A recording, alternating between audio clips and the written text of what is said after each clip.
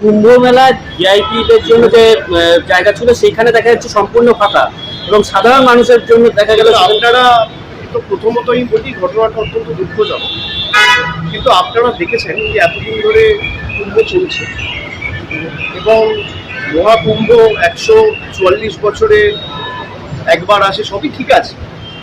এত মানুষ যখন যাবে একটা মিনিমাম ব্যবস্থাপনা প্রস্তুতি তো দরকার। এখানে প্রস্তুতি কম, ব্যবস্থাপনা কম, পরিকল্পনা কম, প্রচার ঢাকঢোল পিটিয়ে পাবলিসিটি বেশি, খালি মার্কেটিং আর পরিকল্পনা নেই। এই জিনিসটাই যদি অন্য কোনো রাজ্যে হতো, বিশেষ করে বিজেপি বিরোধী রাজ্যে, যদি তামিলনাড়ুতে হতো বা বাংলায় হতো বা অন্য কোনো রাজ্যে যারা বিজেপির বিরুদ্ধে লড়াই করছে, এতক্ষণ রাষ্ট্রপতি শাসনের কথা জারি করার কথা বলা হতো। এখন তো সরকারি ফিগারই দিতে পারে, কখনো বলছে 30 জন, কখনো বলছে 40 জন। আমি যতটুকু দেখেছি শুনেছি, ওখানকার যে কজন সাংবাদিকের সাথে আমার কথা হয়েছে, সংখ্যাটা 100 পেরিয়ে গেলেও অবাক হওয়ার কিছু নেই। গরিব মানুষের জন্য কোনো ব্যবস্থা নেই। বড় বড় উদ্যোগপতিরা যাচ্ছে, নেতা মন্ত্রীরা যাচ্ছে, তাদের জন্য ভিভিআইপি ব্যবস্থা।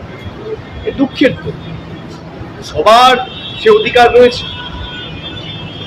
গরিব মানুষ, বয়স্ক মানুষ যারা 70 বছর, 75 বছর, 80 বছর, এমনকি 90 বছরের বয়োজ্যেষ্ঠ লোকেরা একবার কুম্ভে যাচ্ছে যে আমরা স্নান করব, তাদের জীবদ্দশায় একবার এই সুযোগ পাচ্ছে।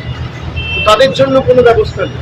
বড় উদ্যোগপতি যারা যাচ্ছেন তাদের জন্য ব্যবস্থা রয়েছে, পুলিশ তাদেরকে খাতির করে গিয়ে নিয়ে যাচ্ছে, প্রশাসন তাদের পাশে রয়েছে, গরিব মানুষের পাশে নেই।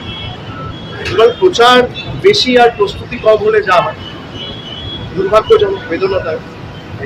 আমি আশা করব এই ঘটনাগুলোর থেকে এরা শিক্ষা নেবে, কিন্তু বিজেপি কোনো ঘটনা থেকে শিক্ষা নেয়।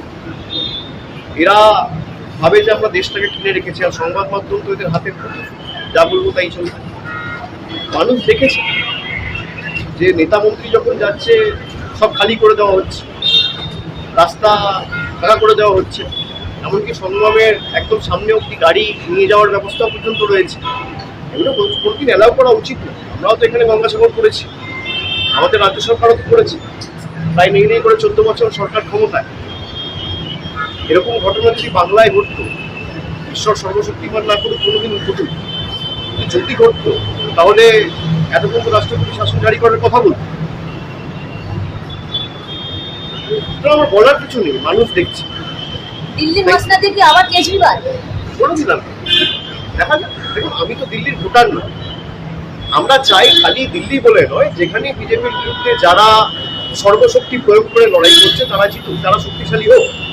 আমরা তো ইন্ডিয়া জোট হওয়ার প্রথম দিন থেকে এই কথাটাই বলে এসেছি, আজও কোনো ব্যতিক্রম নয়। Thank you.